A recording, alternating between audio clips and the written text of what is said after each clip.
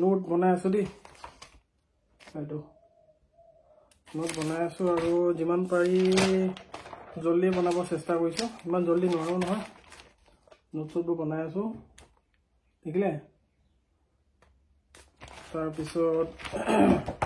আৰু পটককে কথা কেইটামান কওঁ মানে কি হ'ল চোৱা এতিয়া যোনে পালা নোপোৱা কেইটা ইমান মাথা মাৰি লাভ নাই নহয় প্ৰতি বছৰ পোষ্ট ওলোৱা নিচিনাই হয় ন আগৰ কথা বেলেগ আছিলে বহুত বছৰ পিছত পোষ্ট ওলাইছিলে এতিয়া প্ৰতি বছৰ পোষ্ট ওলাই থাকে পঢ়িলে আৰু মানে দিলে ভালকে পঢ়িলে পৰীক্ষা দিলেতো হৈ যায় ন তো এতিয়া মই কথা এটা কম বুলি ভাবিছো মানে যাৰ যদি অলপ বেছিয়ে প্ৰব্লেম হৈছে মানে কেনেকে বস্তুটো এই মানে পঢ়িম কেনেকে বস্তুটো টাইমিংটো মিলাম মই ইনষ্টাগ্ৰামত মেছেজ দি দিয়া মই ফোন নাম্বাৰটো দি দিম মই সমস্যাটো চাই কেনে তাৰপিছত মোক ফোন কৰিলে হৈ যাব আৰু নোটছ কিবা কিবিখিনি মই সেই হোৱাটছআপ চেনেলটোতে দি আছো আৰু অলপকে কি পঢ়িব লাগিব ৰাতিপুৱা কাৰেণ্ট এফেয়াৰ্ছ